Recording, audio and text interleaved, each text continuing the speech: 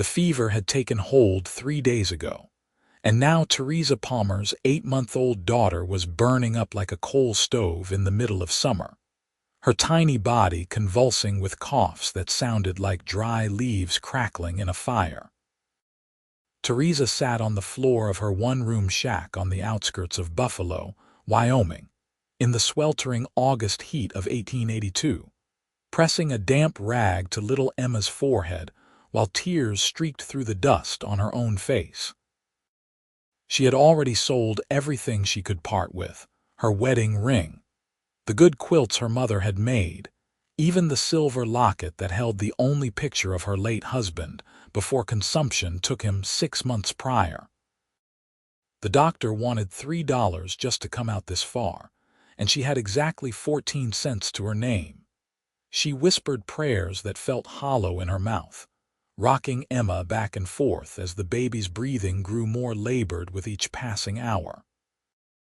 The sun was starting to sink below the horizon, painting the Wyoming sky in shades of orange and purple that would have been beautiful if Theresa could see anything beyond her terror. She had walked into town that morning, carrying Emma wrapped in a thin blanket, begging Dr. Morrison to come look at her daughter, promising she would find a way to pay him somehow. He had looked at her with something between pity and annoyance before shaking his head and closing his door. She had stood there on the dusty main street of Buffalo, feeling the stares of shopkeepers and ranch wives who had their own troubles and no charity to spare for a widow woman who could not provide for her own child. The sound of hoofbeats made her look up through the crack in the door. A horse was approaching, which was unusual because nobody came out this way unless they were lost or looking for trouble. Theresa held Emma closer, her heart hammering as she heard the rider dismount. Heavy boots crunched on the dry earth, and then there was a knock, firm but not threatening. "Madam," the voice was deep, rough from dust and sun. "Name's Grant Kirkland.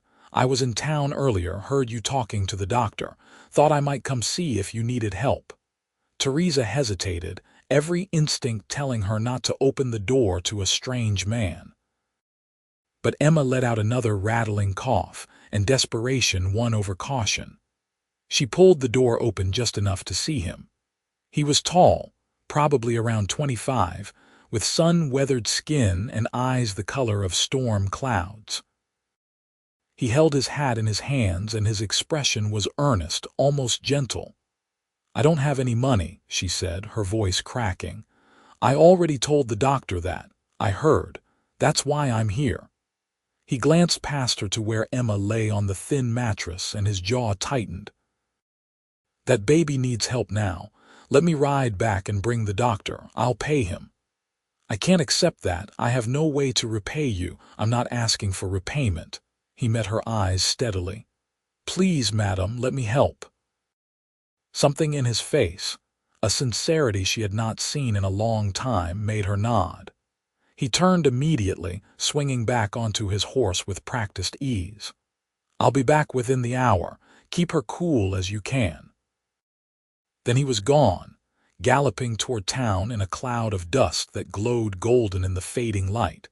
Theresa sank back down beside Emma, hardly daring to hope. Strange men did not ride out of nowhere to help widow women they had never met.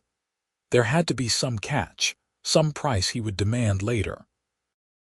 But as Emma's coughs grew worse and her little face flushed darker with fever, Theresa found she did not care what it might cost her. She would pay any price to save her daughter. True to his word, Grant returned in less than an hour, and Dr. Morrison was with him, looking considerably less annoyed than he had that morning. The doctor dismounted with a grunt, carrying his black bag into the shack without greeting Theresa. He bent over Emma, pressing his stethoscope to her tiny chest, feeling her forehead, peering into her throat. "Pneumonia," he said finally. "Bad case. Should have called me sooner." "I tried," Theresa said, but her voice had no strength behind it. Dr. Morrison had the decency to look uncomfortable. He pulled bottles from his bag, mixing a tincture with practiced efficiency. Give her a spoonful of this every 4 hours. Keep her cool but not cold. Try to get her to drink water if she'll take it. The next 24 hours will tell the tale. He handed Grant the bottle of medicine and stood, brushing dust from his trousers.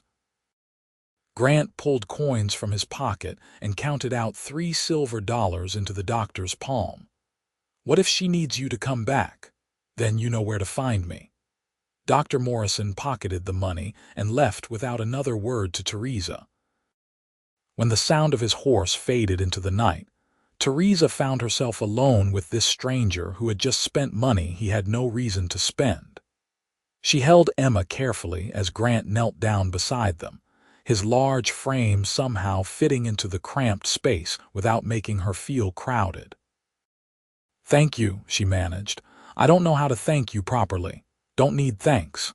Just hope she pulls through."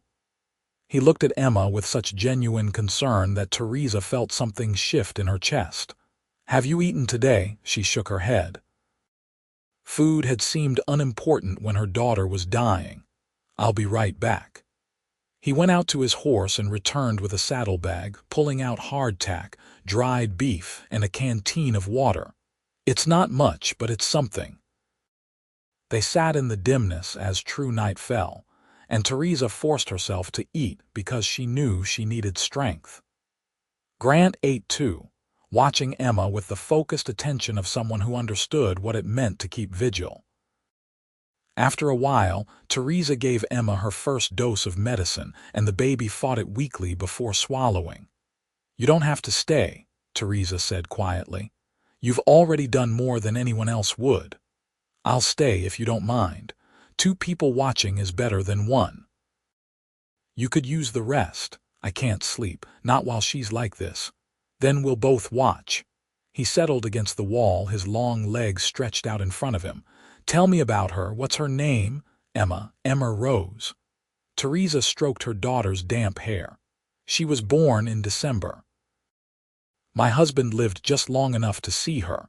He said she had his mother's eyes. I'm sorry for your loss." "Are you?" The words came out sharper than she intended. "Most people in town seem to think I'm getting what I deserve for marrying a poor man." "Those people don't know what they're talking about." Grant's voice was firm. "You married for love, I reckon. That takes more courage than marrying for money."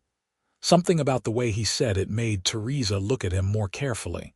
"You sound like you have experience with that." "My brother married a rich man's daughter last year. She treats him like a servant in his own home. He's miserable, but he's comfortable, so everyone thinks he made a smart choice." Grant shook his head. "I'd rather have nothing and be happy than have everything and be trapped." They fell into silence after that, but it was not uncomfortable. Emma's breathing seemed to ease slightly as the medicine began to work, though her fever still raged. Theresa dipped the cloth in cool water and pressed it to her daughter's forehead, over and over, while Grant sat watchful and steady across from them. "Why did you help me?"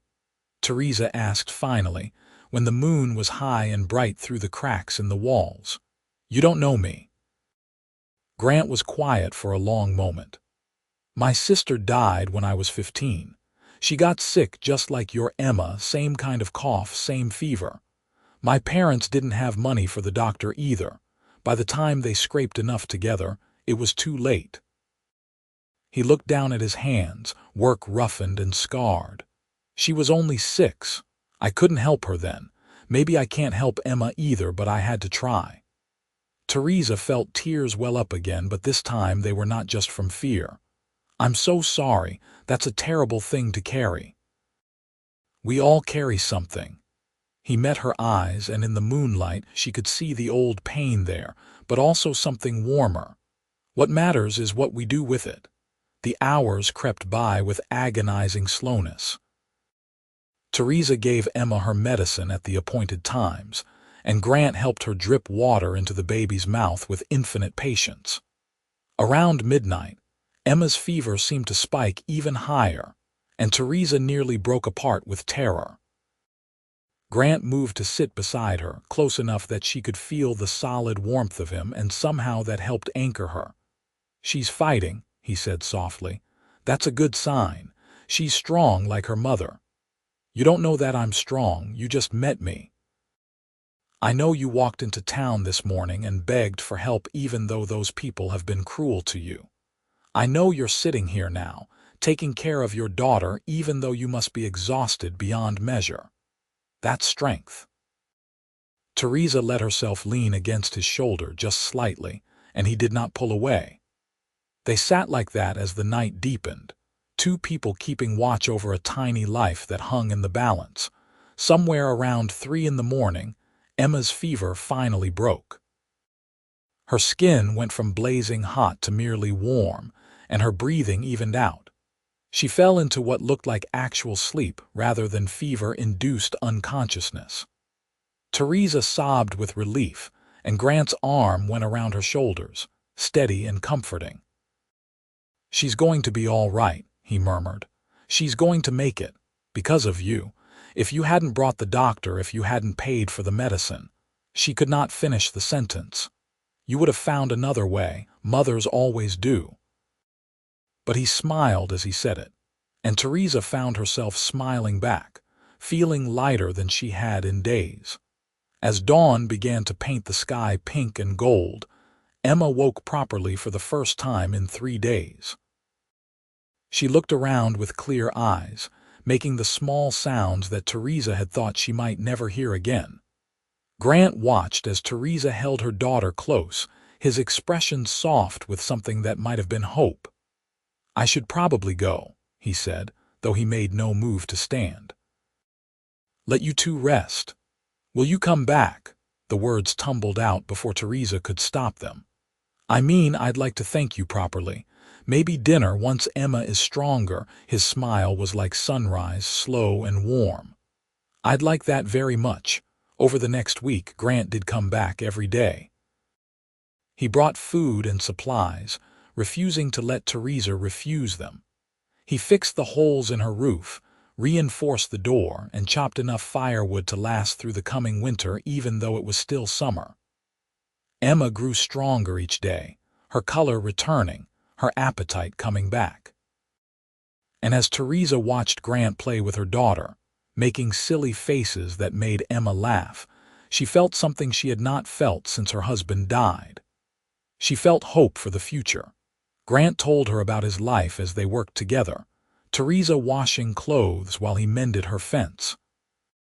He was a ranch hand on the Triple K spread north of Buffalo, had been working cattle since he was 13. He had dreams of having his own place someday, nothing fancy, just enough land to run a small herd and build a real home. He talked about his family, his parents back in Kansas, his brother who had made that unhappy marriage. He talked about losing his sister and how it had shaped him into someone who could not walk past suffering without trying to help. Theresa shared her own story about growing up in Nebraska, meeting Thomas Palmer when he came through with a surveying crew. They had married young, both of them barely 19, and moved to Wyoming chasing the promise of work. Thomas had been good and kind, but he had not been strong, and the consumption had taken him quickly. She had been left alone with a newborn baby and debts she could not pay, scraping by on washing and mending for the few people who would hire her. "You could do better than this," Grant said one evening as they sat outside her shack, watching the sun set over the mountains. Emma was asleep inside, healthy and whole again. "You could work in town, maybe at the hotel or the general store. They wouldn't hire me. I'm too much of a risk, a widow woman with a baby, and I can't afford to live in town anyway." Grant was quiet for a moment. "What if you didn't have to worry about that?" She looked at him, her heart suddenly beating faster. "What do you mean?" He turned to face her fully, his expression serious. "Theresa, I know we haven't known each other long, just a week really, but I feel like I've known you longer, like I was meant to find you that day, meant to help." He reached out and took her hand, his calloused fingers gentle around hers. I'm not a rich man. I can't offer you luxury. But I can offer you a home and someone to share the burdens with, and someone who already loves your daughter like she was his own. Theresa's breath caught. Grant, are you? I'm asking you to marry me. I know it's fast. I know you might need time, but I want you to know that I'm serious. I want to take care of you and Emma. Not because I pity you, but because being with you makes me happier than I've been in years. Because when I think about my future now, I can't picture it without you both in it. She should have said it was too soon. She should have been cautious, practical.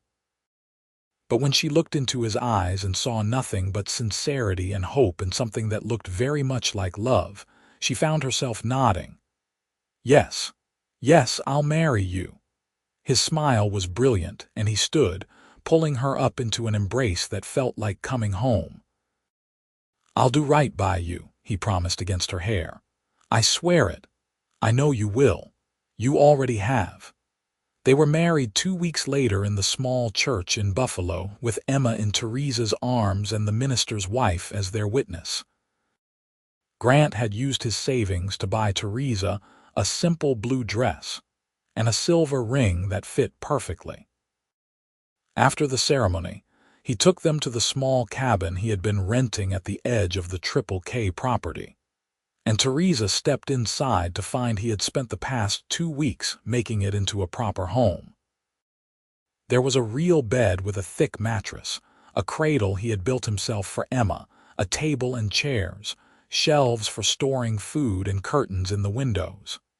It's not much yet, he said, sounding almost nervous, but I'm saving for land.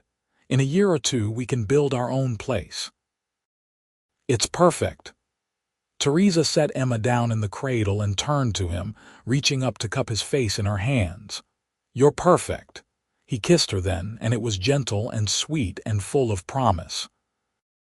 That night, as they lay together in the darkness with Emma sleeping peacefully nearby, Theresa felt a contentment she had thought she would never know again.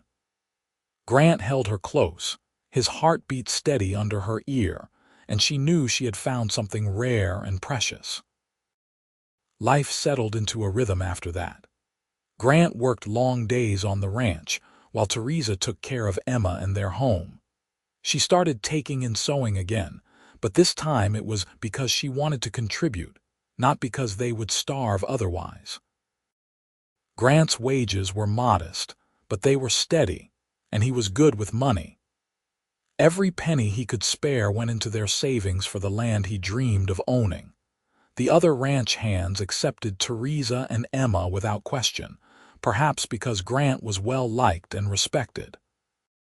Their wives invited Theresa to quilting circles and church socials, and slowly she began to feel like part of a community instead of an outsider. Emma thrived, growing round and healthy, learning to crawl and then to pull herself up on furniture. Grant was endlessly patient with her, letting her climb on him like he was a mountain, reading to her from the few books he owned even though she was too young to understand. You're good with her, Theresa said one evening, watching him bounce Emma on his knee while she giggled with delight. You'll be a wonderful father when we have children of our own. Grant looked up at her, his eyes warm. I'm already a father. Emma is mine in every way that matters. I know, but I mean. She felt herself blushing. I think I might be expecting. The look on his face was worth everything. He set Emma down carefully and crossed to Theresa in 2 long strides, pulling her into his arms. Truly, I think so. It's early yet, but the signs are there. He kissed her thoroughly, then knelt and pressed his ear to her stomach as if he could hear the new life growing there. When? Probably next spring. April, maybe May, a spring baby. He stood and spun her around, making her laugh. We'll need a bigger place by then. We'll manage, we always do. That winter was hard, as Wyoming winters often were, but the little cabin stayed warm, and they had enough food stored away. Grant worked fewer hours when the snow was heavy, and Theresa treasured those days when he was home more, teaching Emma her first words, helping Theresa with the cooking and cleaning, talking about their plans for the future. Her belly swelled slowly but surely, and Grant treated her like she was made of glass, even though she kept insisting she was fine. In March, when the snow was starting to melt, the owner of the Triple K called Grant into his office. Theresa waited anxiously, worried that something was wrong, but when Grant came home that evening, he was grinning like a fool.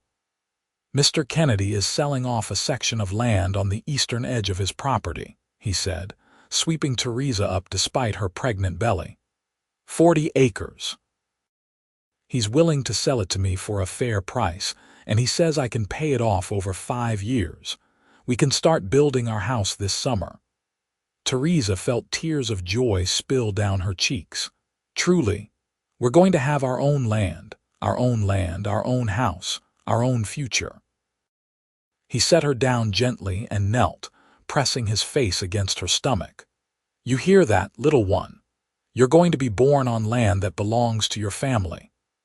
Their son was born on a bright May morning in 1883, with the doctor there this time and everything going smoothly. They named him George after Grant's father, and he came into the world hollering with healthy lungs and a full head of dark hair. Grant held him with shaking hands, his eyes wet with tears as he counted tiny fingers and toes. "He's perfect," he whispered. "Just perfect." Emma, now almost 18 months old, was fascinated by her new brother, wanting to touch him and kiss him constantly. Grant had to explain gently that babies were delicate, but Theresa loved watching her 2 children together, knowing that they would grow up with something she had never had: security and love, and a father who would always be there. That summer, Grant began building their house on the land that was now legally theirs. Other ranch hands helped on their days off, and slowly but surely, a real home began to take shape. It was a simple structure, 2 rooms that could be divided into more later, but it had solid walls and a good roof and windows that let in plenty of light. Grant carved their names into the beam above the door: Grant and Theresa Kirkland, 1883. They moved in that September, and Theresa stood in the empty main room and cried, overwhelmed by gratitude. Just over a year ago, she had been alone in a shack, watching her daughter die and seeing no future beyond tomorrow. Now she had a husband who loved her, 2 healthy children, and a home of their own. It felt like a miracle. "Happy?" Grant asked, coming up behind her and wrapping his arms around her waist. "More than I knew I could be." He turned her around to face him. "I love you, Theresa. I know I don't say it enough, but I do, more every day. I love you too. You saved us, you know, Emma and me. We wouldn't have survived without you. You would have. You're the strongest person I know, but I'm glad I could help. I'm glad you let me into your life." She kissed him, long and deep, tasting the salt of happy tears. Outside, they could hear Emma playing in the yard, singing to herself in the way toddlers do, and George was asleep in the cradle Grant had carried over from the cabin. This was what happiness felt like, Theresa thought. Not the absence of hardship, but the presence of love strong enough to face whatever came. The years that followed were good ones, marked by hard work and simple joys. Their land prospered, and Grant's small herd grew steadily. He proved to have a gift for breeding cattle, and other ranchers began buying stock from him. Theresa kept their home and raised their children and took in sewing when she had time, adding her earnings to their savings. They were never wealthy, but they were comfortable, and more importantly, they were happy. Emma grew into a bright, curious child who followed Grant everywhere, learning about cattle and horses and the land. George was quieter, more thoughtful, but he had his father's steady temperament and his mother's determination. In 1885, Theresa gave birth to 2 girls, Sarah and Grace, and their house suddenly seemed much smaller and much louder. Grant added on 2 more rooms, working by lamplight after his regular work was done, determined to give his growing family the space they needed.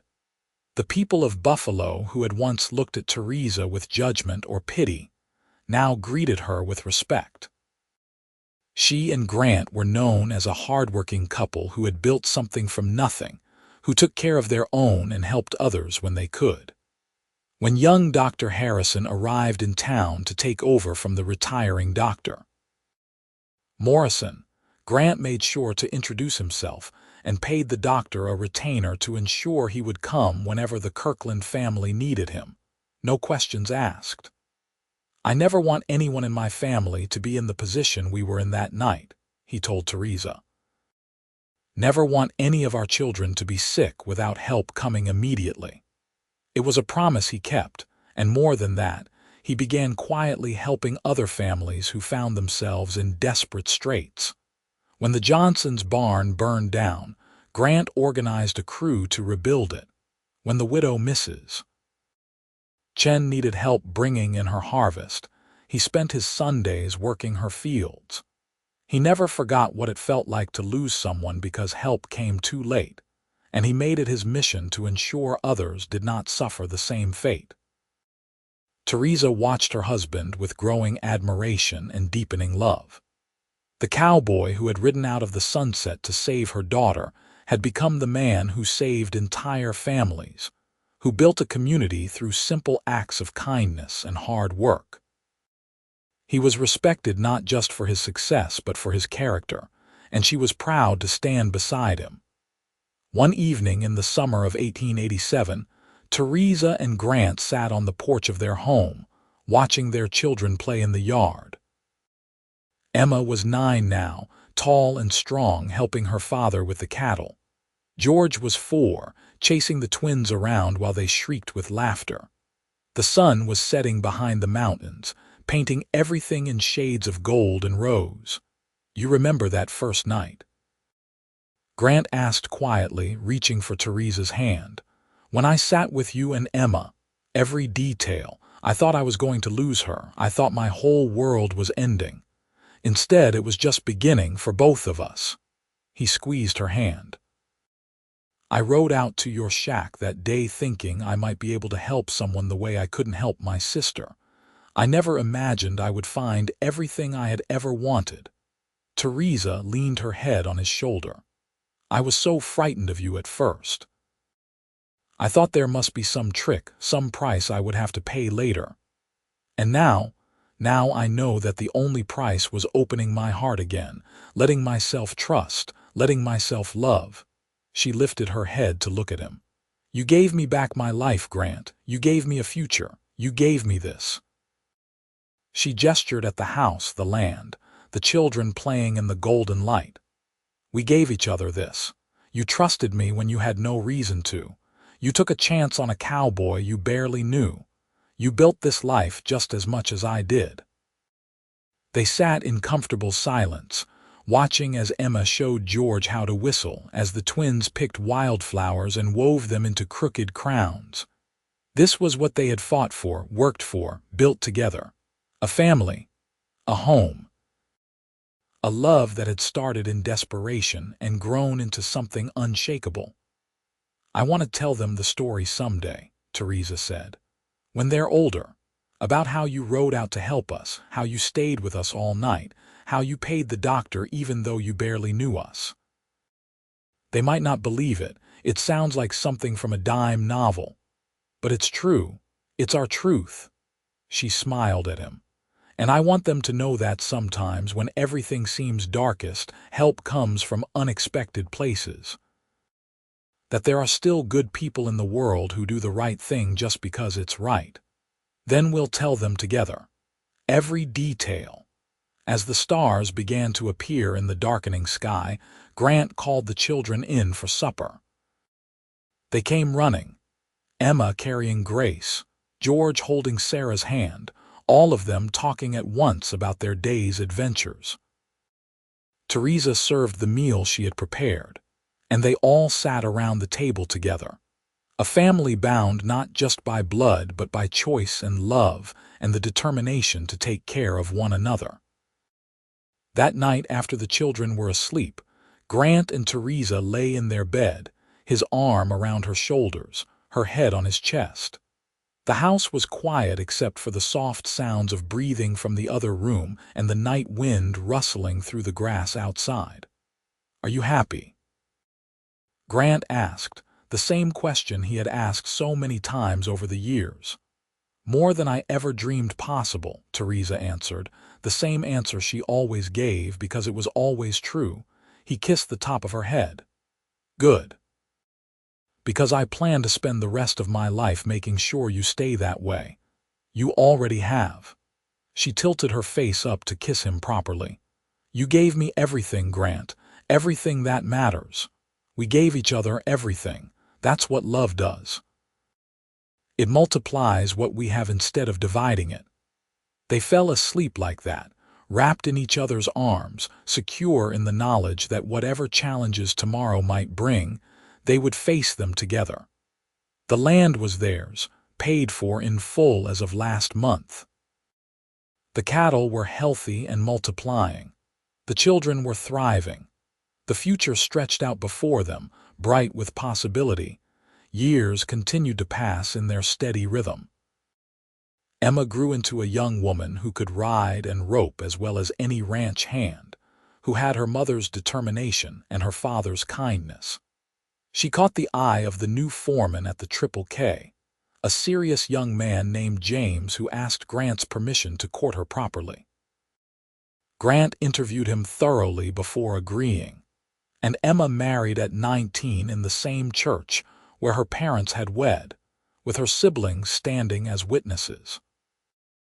George showed an aptitude for numbers and business, and when he turned 16, he began helping Grant with the financial side of their growing ranch. He had dreams of expanding their operation, maybe buying more land to the north. The twins, Sarah and Grace, were inseparable and lively, bringing constant energy and joy to the household. They talked about becoming teachers someday, about seeing more of the world before settling down. In 1892, on a warm August evening remarkably similar to the one when they had first met, Theresa and Grant took a walk across their land. They were both in their 30s now, their faces more lined, their hands more weathered, but their love had only deepened with time. They walked to the top of a small rise that overlooked their house, their grazing cattle, the mountains beyond. 10 years since we married," Grant said, pulling Theresa close. "Best decade of my life. Mine too. Though if you had told me that night when I was so terrified and desperate that I would end up here." She shook her head in wonder. "I never would have believed it. I barely believed it myself. When I rode out to your shack, I just wanted to help. I didn't expect to find my future wife." "What did you think when you first saw me?" He considered the question seriously. "I thought you were the bravest person I had ever seen. Sitting there in that falling-down shack, your daughter dying, no money, no hope, and still fighting with everything you had. I thought, there's someone worth knowing, someone worth helping. And now I think I was right, but I didn't know the half of it. You're not just brave, Theresa. You're strong and smart and kind and beautiful. You're the best mother our children could ask for. You're my partner in everything. You're the reason I get up every morning wanting to be a better man." She felt tears prick her eyes, the happy kind that came from being truly seen and truly loved. "You were already a good man. That's why you helped us in the first place. Maybe. But you made me better. You and Emma and all our children. You gave me a reason to build something lasting, something that matters." They stood together as the sun set, painting the sky in those same golds and purples that had colored the evening of their first meeting. Theresa thought about the woman she had been then, so young and so frightened, and the woman she was now, confident and secure and loved. The journey between those two versions of herself had been built on trust, on choosing to let a stranger into her life, on believing that people could be genuinely good. "I'm glad you heard me talking to the doctor that day," she said softly. "I'm glad you decided to help. I'm glad you let me." He turned her to face him. "I love you, Theresa. I will love you until my last breath and beyond. I love you too. Always." They kissed as the stars began to appear, two people who had found each other in the darkest moment and built a lifetime of light together. Below them, they could see lamps being lit in their house, their children moving around inside, preparing supper and doing chores and simply living the lives that were possible, because two people had chosen kindness and love over fear. The walk back to the house was slow and comfortable, their hands linked, their steps matched. Emma was there when they arrived, having ridden over with her husband to share the news that she was expecting her first child. The family gathered around the table, celebrating, planning, laughing together.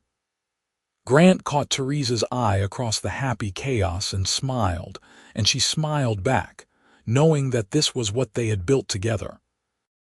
Not just a house or a ranch or even a family, but a legacy of love that would continue through generations. That night, lying in bed, Theresa thought about Emma as a baby, so sick and so small, and Emma now, grown and strong and starting her own family. She thought about how close she had come to losing her daughter, to losing everything, and how a cowboy she had never met had ridden into her life and changed it completely. "What are you thinking about?" Grant murmured, his voice heavy with approaching sleep. "About miracles. About how sometimes they come in the form of a man on a horse who decides to help a stranger. You're the miracle, not me. You survived and thrived and built all this." He pulled her closer. "I just helped a little. You did more than help a little, and you know it." She kissed his jaw, feeling the rasp of stubble. "You saved us. Then you loved us. Then you gave us a life worth living. That goes both ways, you know. You saved me too. From a life of just working and saving and never really living, you gave me a reason for all of it." They fell asleep holding each other, and in her dreams, Theresa was back in that shack, holding Emma and praying for help. But this time, when she heard the hoofbeats, she knew who was coming. She knew that the man knocking on her door would be the love of her life, the father of her children, the partner who would stand beside her through everything. She knew that saying yes to his help would be the beginning of the greatest adventure she could imagine. The years continued their march, bringing both joys and sorrows as years do. There were hard winters and dry summers, sick cattle and lean times, but the Kirkland family weathered them all together.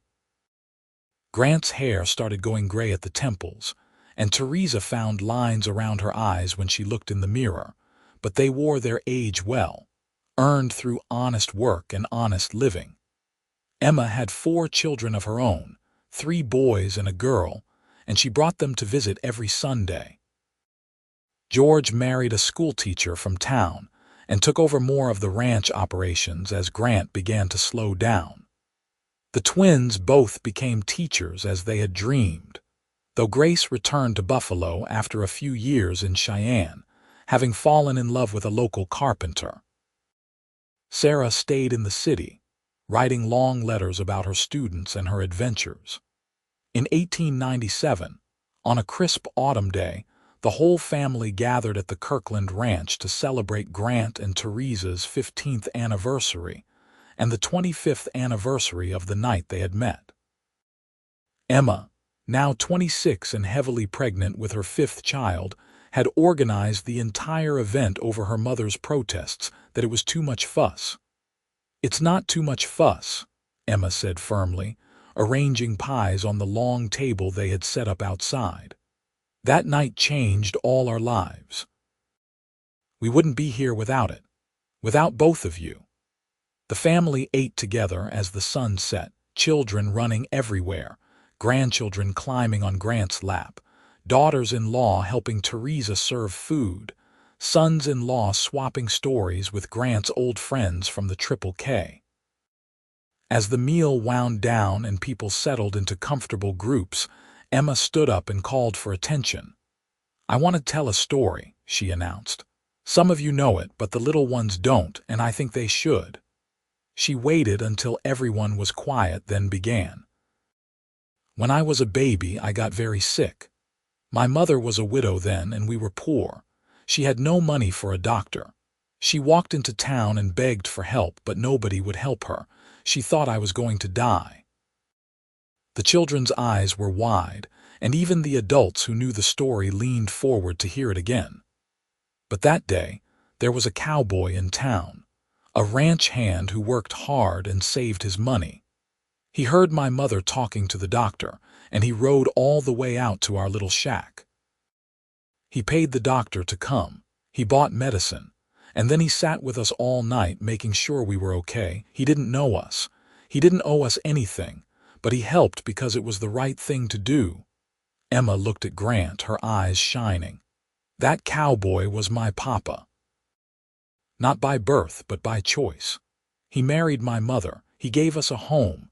He loved me like I was his own blood, never once making me feel less than his other children. Everything we have, everything we are, started that night when he decided to help." She raised her glass. "To Papa and Mama. To the love story that saved us all." "To Papa and Mama," everyone echoed, raising their own glasses. Grant stood, clearly moved, and pulled Theresa to her feet beside him. "I appreciate the kind words, but I want you all to know something. That night, I thought I was just helping a woman and her sick baby. I didn't know I was finding my family. I didn't know I was starting the best part of my life." He looked at Theresa. "Your mother took a chance on me. She trusted me when she had every reason not to. She built this family just as much as I did. More, really. We built it together," Theresa said firmly. "That's what matters. Two people who found each other when they both needed someone and decided to face life as partners." She looked around at her children and grandchildren, at the land that had been dirt and grass when they started, and was now a thriving ranch, at the house that had grown from 2 rooms to 8. This is what love does. It starts with a single act of kindness and grows into something that touches generations. The party continued into the evening, with music and dancing and more stories. But eventually, people began to drift home, and finally it was just Grant and Theresa sitting on their porch in the darkness, listening to the familiar sounds of the night. "That was quite a party," Grant said, his arm around her shoulders. "Emma outdid herself. Though I still say it was too much fuss. No such thing as too much fuss for celebrating what we have." He kissed her temple. 15 years married, 16 years since that night. Best decision I ever made riding out to help you. Best decision I ever made letting you in." She snuggled closer. "Sometimes I try to imagine what would have happened if you hadn't come, if Emma had." She couldn't finish the sentence. "Don't think about that. We can't change the past, and we can't know what might have been. All we have is what is, and what is pretty damn good. It's better than good, it's everything." They sat in comfortable silence, two people who had been through so much together and come out stronger for it. The land stretched out before them, dark and peaceful, holding all their memories and all their hopes.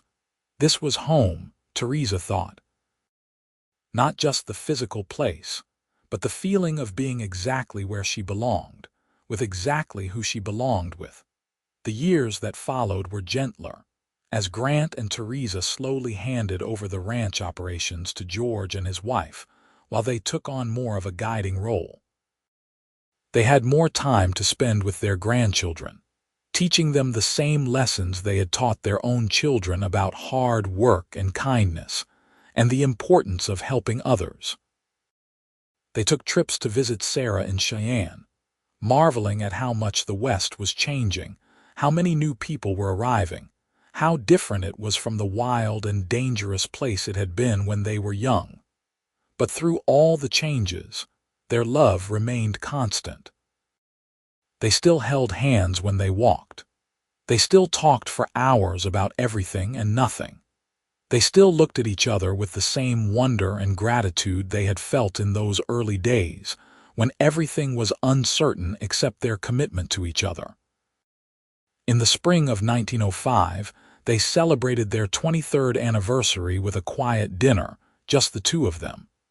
Emma wanted to throw another big party, but Theresa insisted on keeping it simple. They ate on the porch, watching the sunset, holding hands across the table.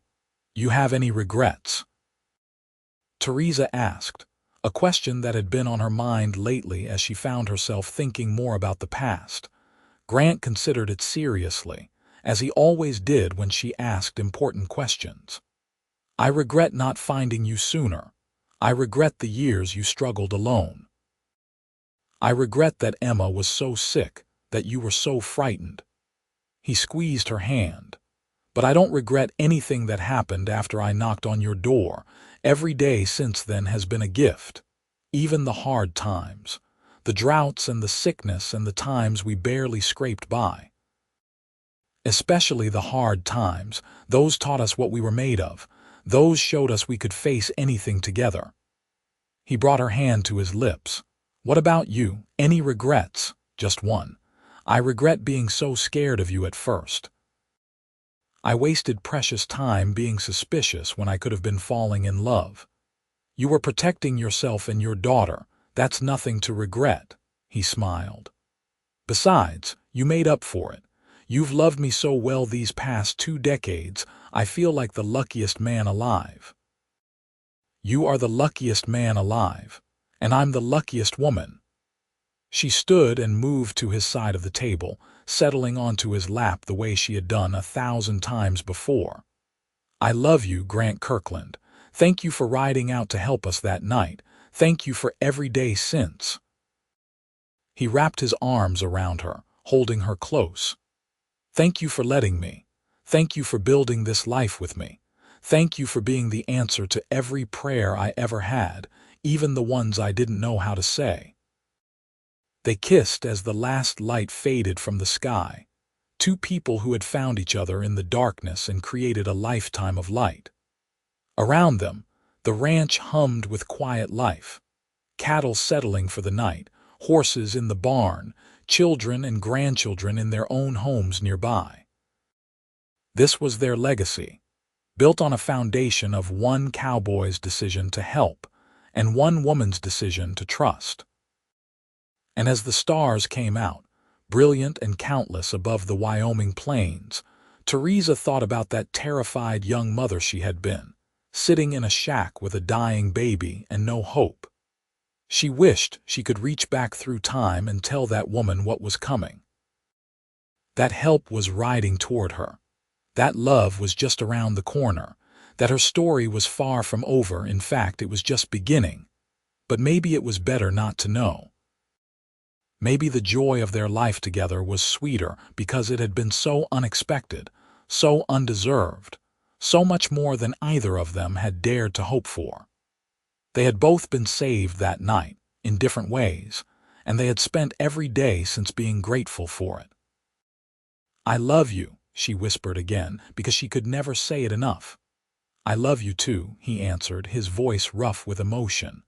"Always and forever." And that was the truth of it, Theresa thought as they sat together under the stars. Always and forever. A cowboy and a widow and a sick baby, brought together by desperation, and transformed by love into a family that would endure through generations. It was the kind of story people might not believe if you told them, the kind that seemed too perfect to be true. But it was true. Every word, every moment, every choice that had led them here. And as Grant carried her inside, as they prepared for bed in the home they had built together, as they fell asleep in each other's arms for the 8,000th time or more, Theresa knew that this was what happiness looked like. Not a moment or a day, but a lifetime of moments and days, strung together with love and commitment and the determination to be there for each other, no matter what. The Wild West was changing, becoming tamer and more civilized with each passing year. But in this corner of Wyoming, on this ranch built by hard work and watered with tears and laughter both, love still reigned supreme. And it always would, as long as there were people willing to help strangers, to take chances on each other, to build something beautiful from the ashes of despair. That night in 1882 had changed everything, and its echoes would continue through the decades, a testament to the power of a single act of kindness and the courage to accept it. This was their story, and it was complete.